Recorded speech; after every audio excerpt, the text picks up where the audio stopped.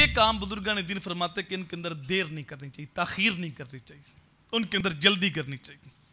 ایک تو نماز کا جب وقت ہو جائے تو نماز کے اندر تاخیر نہیں کرنی چاہیے، نماز جلدی پہلے وقت میں ادا کرنی چاہیے۔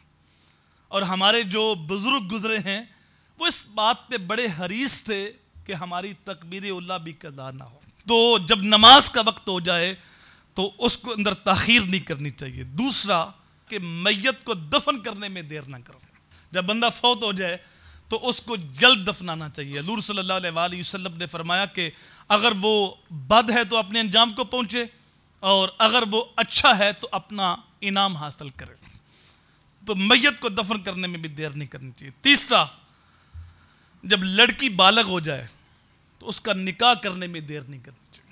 حضور صلی اللہ علیہ وسلم نے فرمایا جب بچہ بالغ ہو جائے تو اس کا باپ اس کا نکاح نہ کرے، تو اگر وہ کوئی گناہ کر بیٹھے تو وہ گناہ باپ کے سر پہ ہوگا۔ تو جب اولاد بالغ ہو جائے تو نکاح کرنے میں جلدی کرنی چاہیے، دیر نہیں کرنی چاہیے۔ چوتھا، قرض کی ادائیگی میں دیر نہیں کرنی چاہیے۔ تم نے کسی کا قرض دینا ہے تو جلدی واپس کرو۔ ہمارا حال تو یہ ہے کہ ہم کس سے قرضہ لیتے ہیں، اس کے ساتھ وعدہ کرتے ہیں کہ میں 6 مہینے بعد تجھے واپس کر دوں گا، تو وہ 7ویں مہینے کال کرتا ہے تو ہم فون نہیں اٹھاتے، اور ہم دعائیں کر رہے ہوتے ہیں کہ آج یہ مر جائے تو اچھا ہے۔ تم نے وعدہ کیا ہوا ہے، تمہیں اپنا تن بھی بیچنا پڑے تو بیچ کے دو۔ تو قرضہ دینے میں دیر نہ کرو۔ اور 5واں فرمایا جب مہمان تشریف لے آئے تو اس کے آگے کھانا رکھنے میں دیر نہ کرو، اس کو کھانا جلدی جلدی کھلاؤ۔ اللہ اکبر۔ حضور صلی اللہ علیہ وآلہ وسلم کی بارگاہ میں ایک صحابیہ حاضر ہوئی اور عرض کی یا رسول اللہ، میرا شوہر ہر روز کوئی نہ کوئی مہمان لے کے گھر آ جاتا ہے، ہر روز 2-4 مہمان ہمارے گھر میں آتے ہیں، میں چاہتی ہوں کہ یہ ہر روز مہمان لے کر نہ آئے۔ حضور نے کوئی جواب نہ دیا اور وہ چلی گئی۔ دوسرے دن حضور صلی اللہ علیہ وآلہ وسلم نے اس صحابیہ کے شوہر کو بلایا اور بلا کے فرمایا کہ میں آج تمہارا مہمان بنوں گا۔ کنے خوش نصیب و با قسمت یار جنہاں نو ملدا گھر آ کے۔ تو وہ گھر آ کے جب اس بیوی کو بتایا کہ آج حضور ہمارے مہمان بن رہے ہیں، اس کی خوشی کا ٹھکانہ نہ رہا۔ اس نے جلدی جلدی بہت ساری چیزیں حضور کے لیے بنائی۔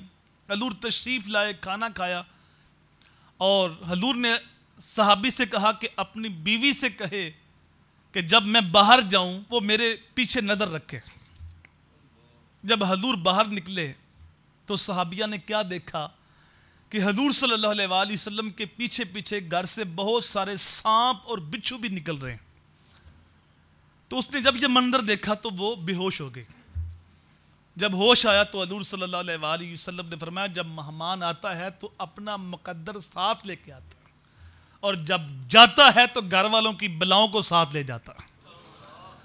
تو جب مہمان آ جائے تو اس کے آگے کھانا رکھنے میں جلدی کرو، اس کے اندر دیر نہ کرو۔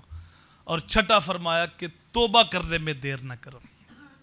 اگر گناہ ہو گیا ہے تو پھر جلدی توبہ کرو، کوئی پتہ نہیں اگلا قدم کہاں ہے۔ حضور صلی اللہ علیہ وآلہ وسلم نے اچانک موت سے پناہ مانگی، چونکہ جب اچانک موت آ جائے تو پھر توبہ کرنے کا بھی وقت نہیں ملتا، تو حضور نے اچانک موت سے پناہ مانگی۔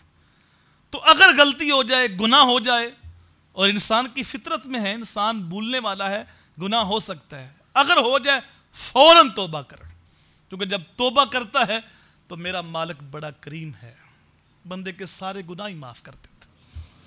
اور رسول کریم صلی اللہ علیہ وآلہ وسلم نے امت کو تعلیم دیتے ہوئے فرمایا یا ایھا الناس توبوا الی اللہ فانی اتوب فی یوم 100 مرہ، اے لوگو اللہ کے حضور توبہ کرو، اور جان لو کہ میں ہر روز اللہ کے حضور 100 بار توبہ کرتا ہوں۔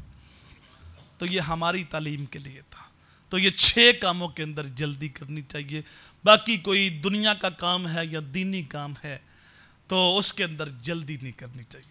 جلد بازی حضور نے فرمایا شیطان کی طرف سے ہے اور برد باری رحمان کی طرف سے ہے۔